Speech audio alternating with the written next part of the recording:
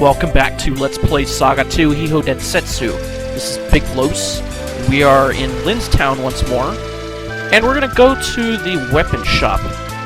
Because we are going to pick up one of those lightsabers for Robo. Since buying equipment is the only way to level up our mecha.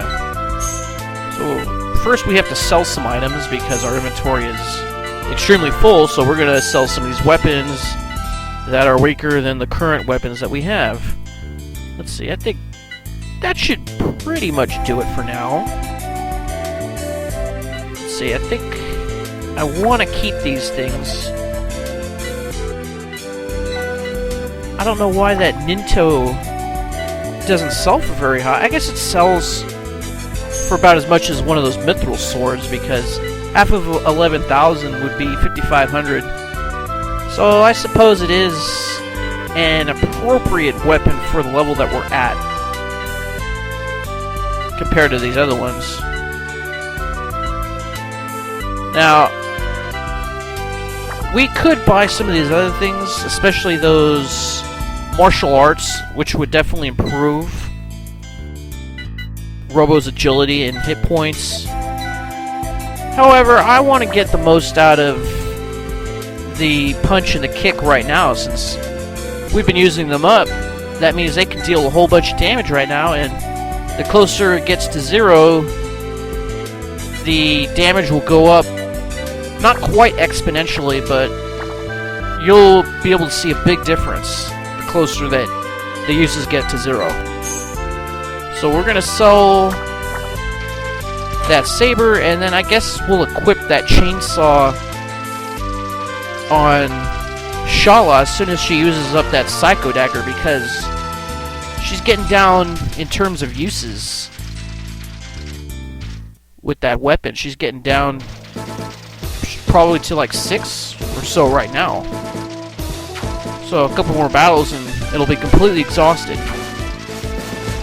So let's go towards the east.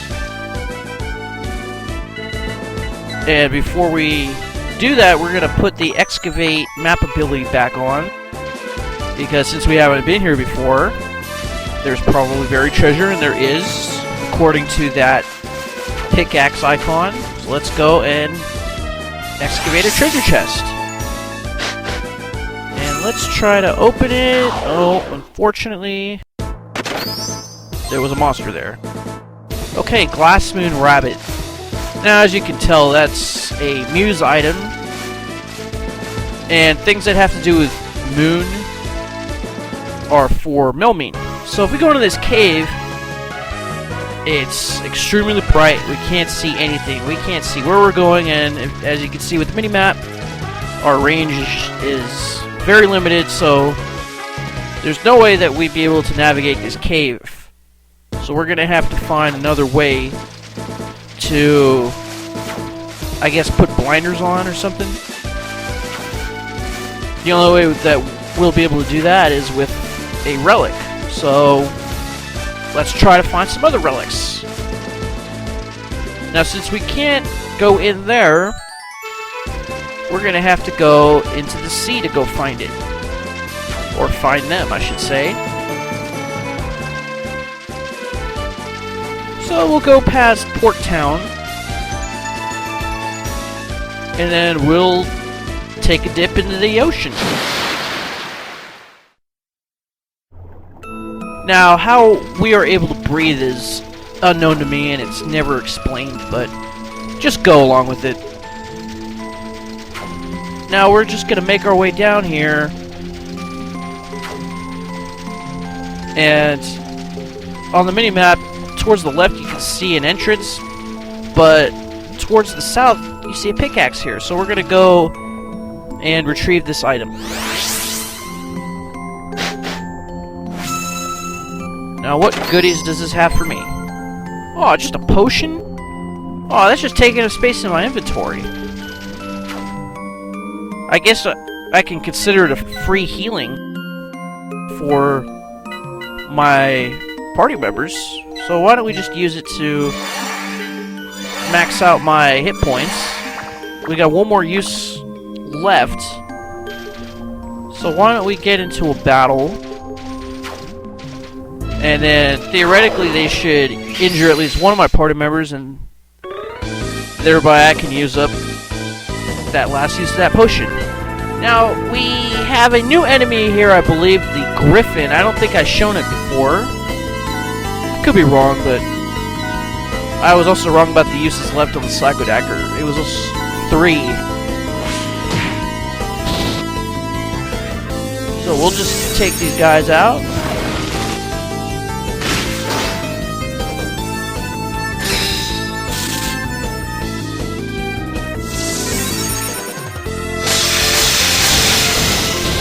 Very nice. Hey, that didn't look like a root, that looked like a branch. Alright, I guess we'll do the axe now for Chrono. And we'll use up this Psycho Dagger.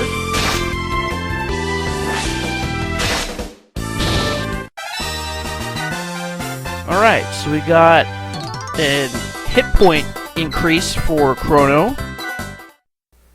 Now we can use up that last use of that potion on Shala. I suppose we could use it on Chrono as well.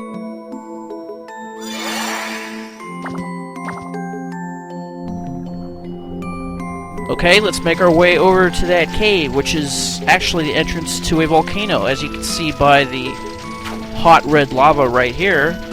And as you can guess, this hot lava does damage you, just like in Final Fantasy Legend 2, the original game for the Game Boy.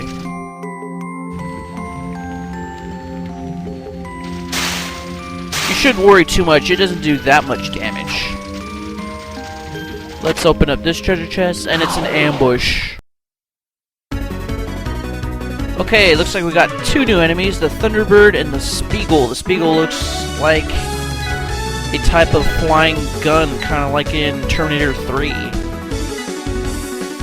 So let's try to use our instant death spells on the bird. I'm pretty sure the robot is immune to instant death.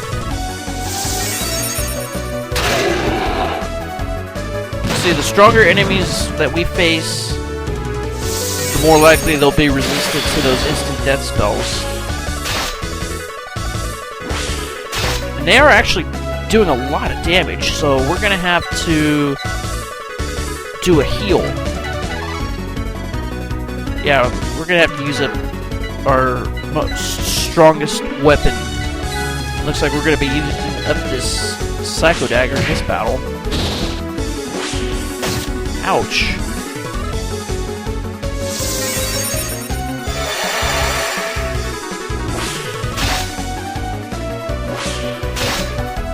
Oh, you're kidding me. Well, it looks like it's gonna take another round.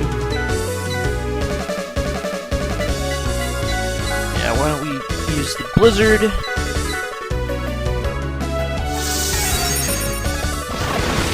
See, even that missed. There we go. Alright. We got an HP increase for Chrono, and now we know Sleep. Let's just try to avoid most of these enemies. And let's go after this pickaxe down here. And what do we got here?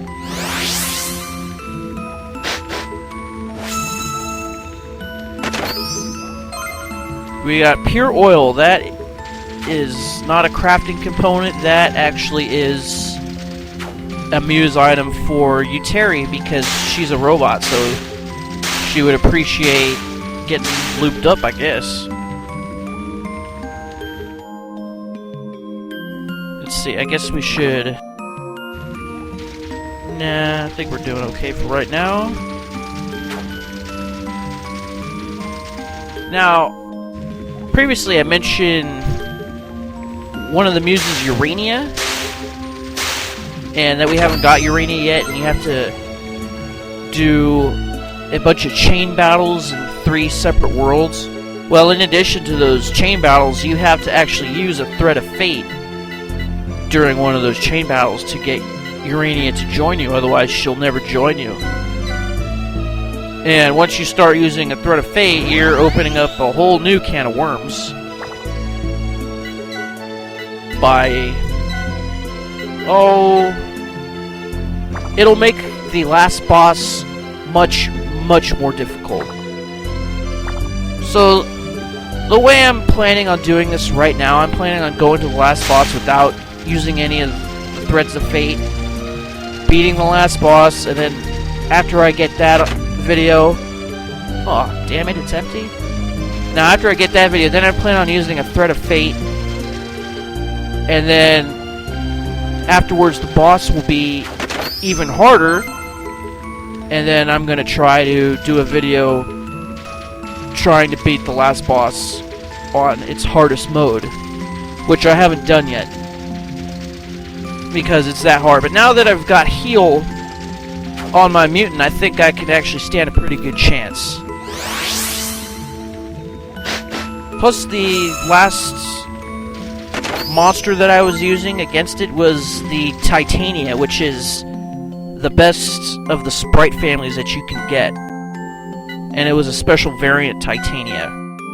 But I don't think that monster was good enough against the final boss, because basically it can do a lot of magic, and if you're fighting enemies who are immune to magic, then it really doesn't do very much good. Even though you can do like a lot of healing, which is very good against the last boss, but after a while you're just going to run out of heals because the last boss just has so much hit points. Okay, let's go over here, and this is one of those energy point locations, and I believe that they had this back in the original game. So if you press the A button while you're on it, it has a chance of doing one of 4 things like I mentioned previously. And that time it completely restored our health, but other times you can have a chance for it to restore all your abilities too, like you just stated at the end. Alright, so let's just make our way around here. Try to go through this lava tube, I guess, without hitting any of these monsters, because we really don't need to fight any. And it looks like there's some treasure chests up there. So we'll just go around and get them. And there are 3 treasure chests in a row, so that probably means relics. Alright, so we got a defense crystal. We got a flame crystal. And we got the Eye of Truth. And it extends our mini-map functions. And this is one of those passive abilities, so you don't have to equip it. It does this danger sensor. It marks on the minimap where the enemies are located. And you might have noticed on the minimap that these little orange dots appeared. That's where the enemies are. So in close quarters, it really doesn't matter, because that's the only way that you'll involuntarily run into an enemy. But on a side note, this Eye of Truth, which in the original game I believe was called True Eye, allows you to go into that cave with all the white light, and I suppose it puts a blinder on so you can walk around and be able to see where you're going. So why don't we go back there and try to get some more relics. But first, our inventory is completely full with these Muse items. So let's go to the Muse's world and give these items to their respective muses. Yes, please. Let's go on.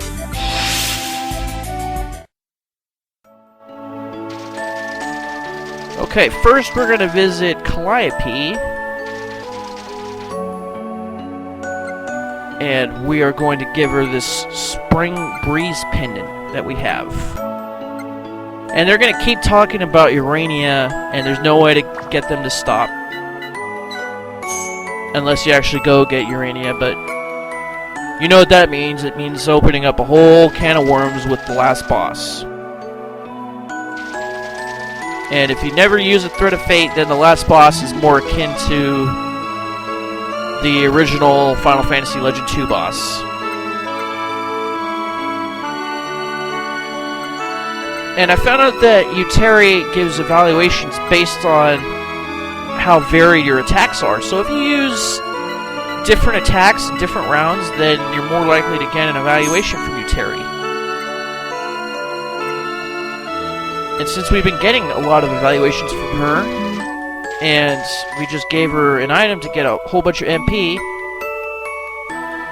an exclamation point will appear on the mini-map, and then if you talk to her again, she will offer her assistance, which means, I guess, randomly, because I don't know how this is supposed to work, but randomly in battle she'll come and do damage to monsters. So, take it or leave it. You can decline assistance if you want. And eventually, you can get all the muses to help you, and they will all give different effects. I think that Miss Leo will heal your party or give your party stat boosts in battle, and I'm not really sure how it's going to work. But after we give this thing to Melmi, now she will offer her assistance as well. And since she's more into defense, I think she does maybe some defensive boosts on you. I'm not too sure. We're going to have to see for ourselves in an upcoming video during battle. Okay, so that's about it. We've cleared out our inventory. So let's go on back to Apollo's world. And yes, we've heard this all before. By the way, there is a dragon god living in the sea, and it's an actual thing now. Before it was just a legend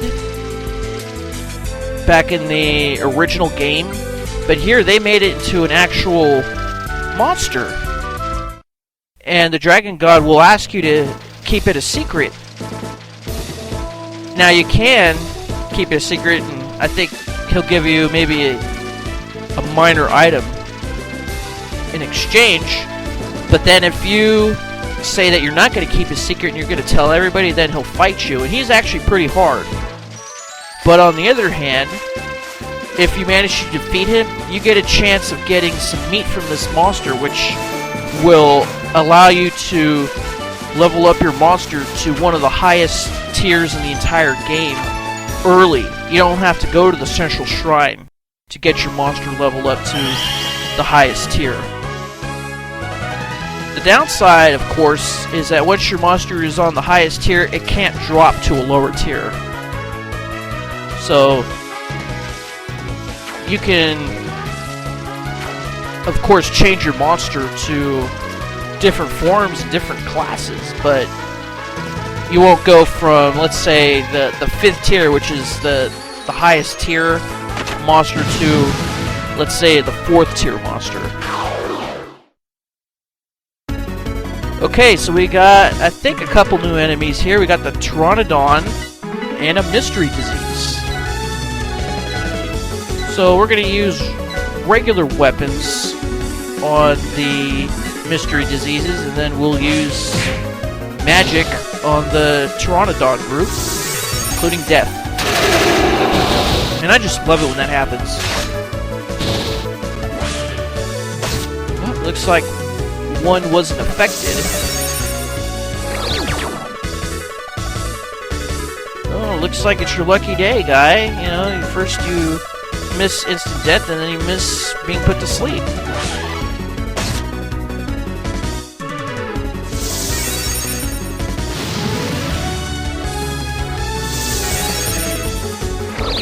Alright. Now he's put to sleep, and now he can't damage us anymore. And of course, all that damage that you see that we've taken, that was from the lava in the volcano earlier. And no, we do not want to eat the mystery disease meat. It is Class A meat, which means it will drop us down to a Class B monster. And then we got another strength source. Of course, we got another one back in the Undersea Volcano. And I like to give them all to Chrono to pump up his strength all the way to the maximum. That way he can do mega damage. Okay, so which way has the treasure? One way goes forward, the other way has the treasure. It looks like I picked the wrong way, so let's backtrack and go towards the right. And what treasure do we have? Oh. Okay, here's another new monster, I believe, the saber-toothed tiger. So they are more dangerous than the jaguar, of course. They're gonna do a couple hundred points of damage on your non-mecha characters. So you want to take them out pretty quickly. And of course you want to take the big eyes out quickly as well, because they will paralyze you guys. See, now against your mecha with some decent armor, they won't do any damage. And that's why I like to put the mecha in the front spot.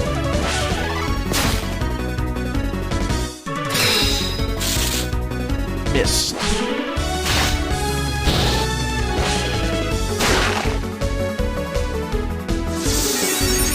Okay, this should take care of most of them. Oh, you're kidding me. Okay, we're gonna, I guess, do Fire Tome and then try to do the chainsaw, and then we're gonna do death on these saber-toothed tigers. I'll say it once and say it again. I love it when that happens. Oh, Chrono, you got the kill off that? Alright, we don't want to eat the big eyeball meat. That kind of sounds disgusting, actually. Ooh, Giant's gloves. The good thing about Giant's equipment is that they increase your strength, so that's perfect for Chrono. And it's also good for your mecha, in that it gives a whole bunch more defense to mecha than it actually does to your human or espers. But it doesn't increase your mecha's strength like it does on a human. So that's why we're going to equip it on Chrono for right now. Looked like it gave him like a 20-point boost in strength, at least.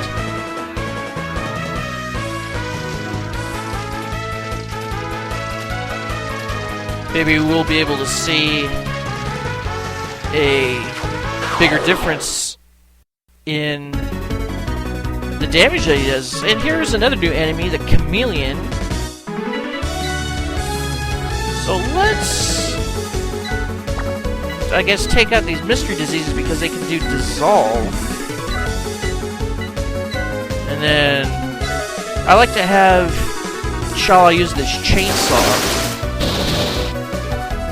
And then we're going to try instant death on these Pteranodons, and it worked. Now she just keeps missing with that chainsaw. Of course, the chainsaw, if it hits, it's an instant kill. But then again, it's going to miss quite a bit.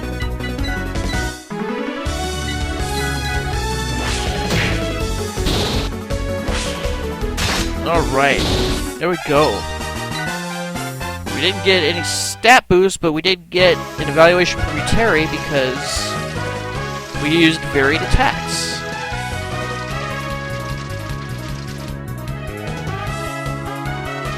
Okay, looks like we got a treasure chest down here. Oh. Okay, we've faced those monsters before. And we got a Thunder Tome. Sounds like Mad Max Beyond Thunder Tome.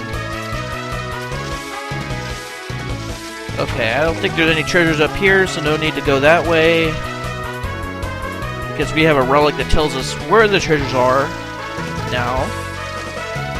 We got it when we defeated the Mountain God, or Dunatus if you played the original Final Fantasy Legend 2. And now we got another lightsaber. So, I'll probably give that to Shala as soon as her chainsaw is used up. So I'm going to have her use up that chainsaw pretty quickly. Pretty much every battle she'll be using it. Now if she gets a hit on it, I think it'll have a chance to increase her strength.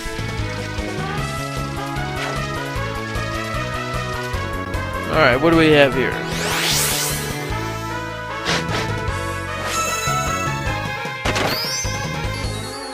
Inventory is full.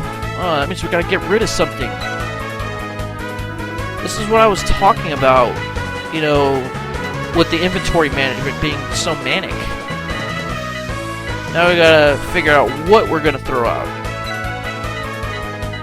I guess we'll throw away this sleep tome, and then we'll just have Chrono have a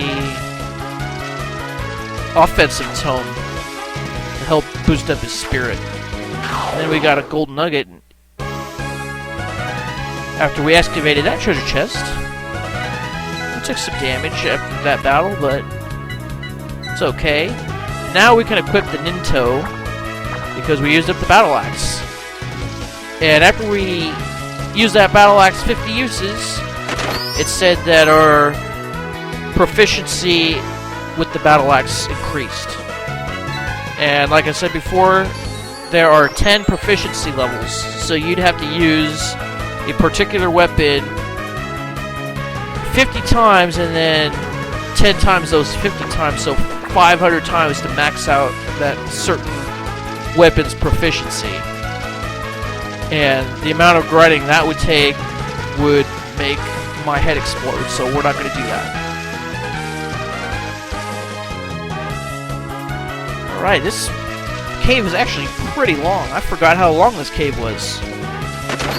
It looks like we're near the end because we got a relic. We got a lightning crystal.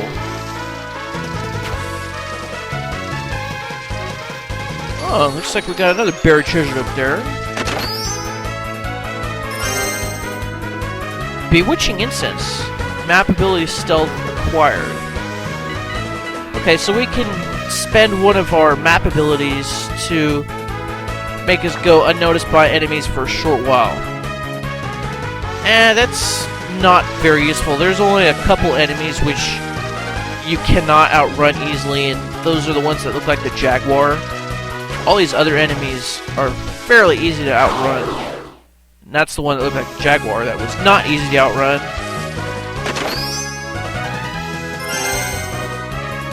Okay. Got another magic crystal.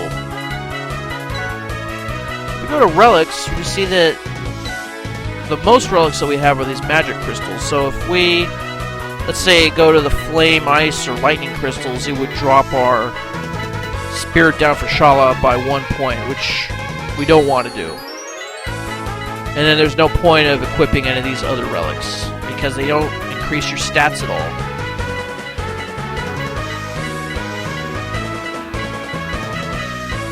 Now, once we get, let's say, another poison crystal or flame crystal, then I'll switch back to that. That way we'll also have immunity to that type of energy damage. Okay, here's another new enemy, the tortoise. So we're going to use the submachine gun on, I guess, the poison moss, and then we're going to use the fire on the trees, and then we're going to use this new spell that we learned off camera, the acid rain.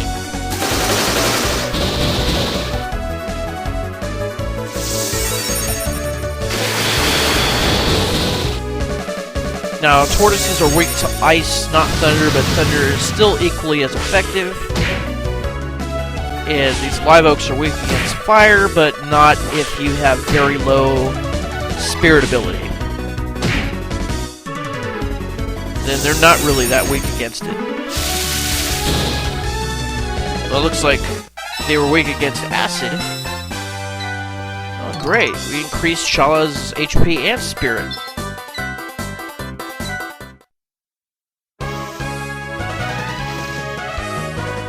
Okay.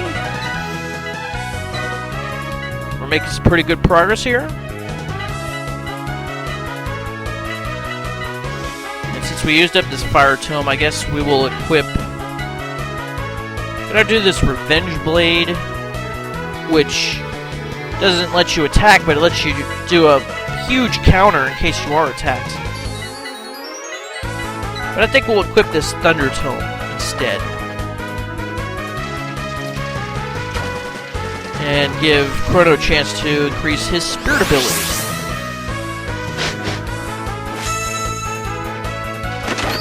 And what do we got in here? Throwing coins. What are those? Throwing coins? It's a bow? It's a thick scale caked on, perfect for throwing and damaging an enemy. Okay, it works against a single enemy. How would it work with Robo?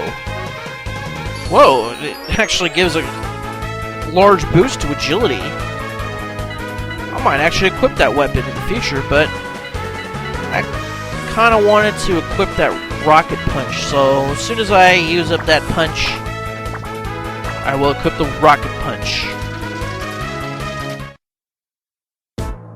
But I think a rocket punch is something that can be restored at an end, just like most of the other weapons that the robot uses that are not martial arts weapons. So I think I'll equip it, show it off a couple times, see if I like how much damage it does, and then I'll probably remove it and put on something better. You know, you can just mix and match with your robot, get a feel for what works and what doesn't. Alright, so what does the next world hold? I guess we'll find out next time. This is Big Los, signing off.